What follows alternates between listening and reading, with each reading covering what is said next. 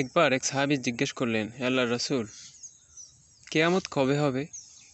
একথা শোনার পর আল্লাহর রাসূল বললেন, তোমার জন্য আফসোস, তুমি কিয়ামতের জন্য এমন কি রেডি করে রাখছো যে তুমি কিয়ামতের কথা বলতেছো? তখন ওই সাহাবী সরল মনে বলে দিল, আল্লাহর রাসূল, কিয়ামতের জন্য তেমন কিছু তুই সংগ্রহ করতে পারি নাই, তবে আমি আল্লাহ এবং তার রাসূলকে ভালোবাসি। এ কথা শোনার পর আল্লাহর রাসূল যে কথাটি বললেন, এই কথা শুনে সাহাবায়ে কেরাম এতটাই আনন্দিত হয়েছিল। বলা হয়ে থাকে, হযরত আনাস রাদিয়াল্লাহু তাআলা আনহু বলেন যে সাহাবায়ে কেরামকে এতটা আনন্দিত হইতে এর পূর্বে আমি কখনো দেখিনি। আসলে সেই কথাটা কী ছিল? আল্লাহর রাসূল বলেছিলেন, আল মারউ মা মান আহাব্বা, যে যে যাকে ভালোবাসে কিয়ামতের মাঠে সে তার সাথেই থাকবে।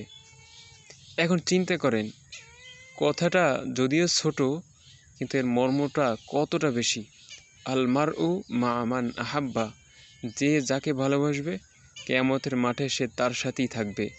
এখন একটু চিন্তা করি আমরা, আসলে আমরা কাকে ভালোবাসি? আমাদের যুবক শ্রেণী কাকে ভালোবাসে? আমাদের বৃদ্ধ শ্রেণী কাকে ভালোবাসে? আমাদের ভালোবাসাটা কি দুনিয়া কেন্দ্রিক না আখিরাত কেন্দ্রিক? আমি যদি মৃত্যুবরণ করি তাহলে আমি কাকে ভালোবাসি এবং কার সাথে আমি উঠতে পারি? অনেক মানুষ আছে যারা ফেরাউন, হামান, কারুন এরকম বড় বড় কাট্টা কাট্টা কাফেরের সাথে উঠবে। অনেক মানুষ আছে যারা হয়তো ছোট কোনো ফ্যামিলিতে ছিল কিন্তু